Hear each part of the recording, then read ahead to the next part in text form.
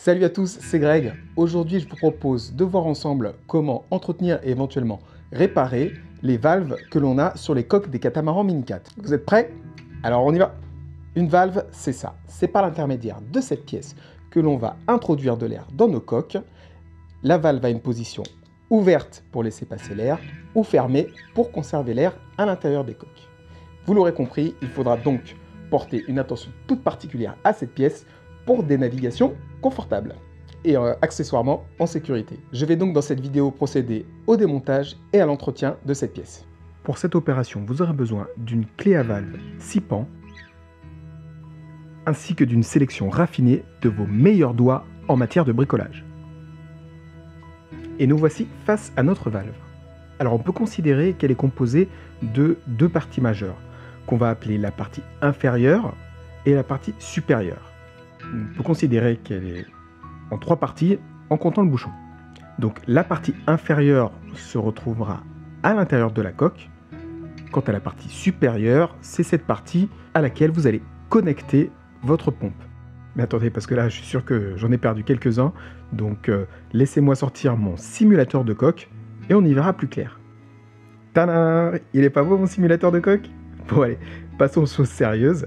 Donc pour le démontage, bien sûr, on enlève le bouchon et là, vous voyez les fameux pans qui vont correspondre à la clé de valve. Vous voyez donc où je veux en venir. Il suffit d'insérer la clé de valve. Enfin, il suffit, c'est plus facile à dire qu'à faire, mais mettez-y un peu du vôtre et assurez-vous que la clé de valve est bien insérée au fond. Et voilà, il n'y a plus qu'à dévisser dans le sens anti-horaire. Alors pour vous aider, il va falloir saisir la partie inférieure de la valve à travers la coque. Bon, moi comme c'est juste un simulateur, je peux l'attraper en dessous. Et voilà, on dévisse dans le sens anti-horaire jusqu'à ce que la partie supérieure de la valve sorte. Voilà, attention à ce moment-là, la partie inférieure peut paraître collée à la coque, mais il n'en est rien, donc faites attention à ne pas la perdre au fond de la coque. On va pouvoir procéder maintenant au diagnostic de notre pièce supérieure.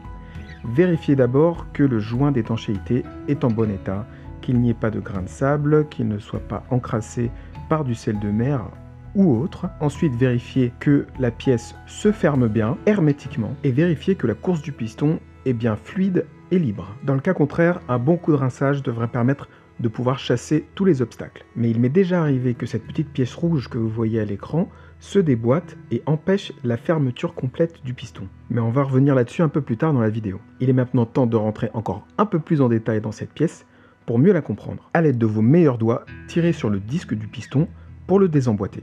Mais attention, gardez l'index sur le bouton car sous le bouton, il y a le ressort et on ne voudrait pas tout perdre. Voilà donc tous les éléments qui composent la partie supérieure de votre valve. On peut observer ici que le piston possède une tête carrée à son extrémité et à sa base un système de petits créneaux. Sur la partie disons principale de notre pièce supérieure, on va retrouver donc ce petit cylindre rouge dont je vous parlais tout à l'heure.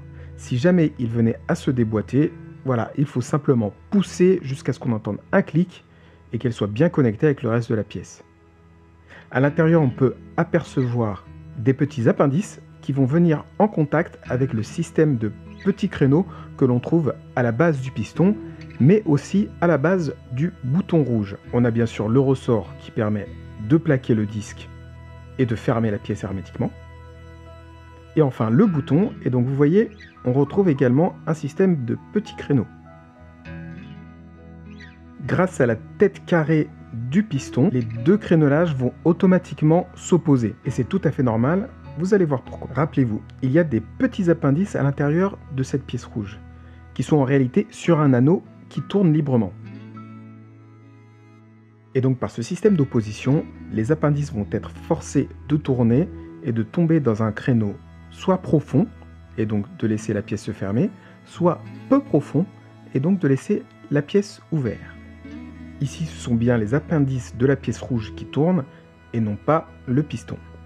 Voilà, une fois que vous avez tout vérifié, tout rincé et que tout fonctionne à la perfection, on va pouvoir remonter notre pièce et dans l'ordre, s'il vous plaît. On remet donc le ressort sur le bouton. On remet le bouton dans sa position initiale. On maintient bien avec son index pour ne pas tout perdre et on revient insérer le piston. Attention, on doit entendre un clic satisfaisant pour s'assurer que tout est en place. Et donc voilà, il ne reste plus qu'à visser cette partie supérieure sur la partie inférieure qui est restée dans la coque. Revisser bien fermement à l'aide de la clé à valve. D'ailleurs, si après gonflage vous observez une fuite autour de la valve, redonnez un coup de clé à valve pour bien la serrer contre la coque. Et voilà, vous avez maintenant toutes les informations pour pouvoir démonter et entretenir vos valves de catamaran Minicat. Si vous avez trouvé cette vidéo intéressante, n'hésitez pas à la partager avec d'autres personnes qui pourraient également la trouver intéressante. Et restez à l'affût pour plus de conseils sur vos catamarans Minicat. Quant à moi, je vous dis à bientôt en vidéo ou sur l'eau.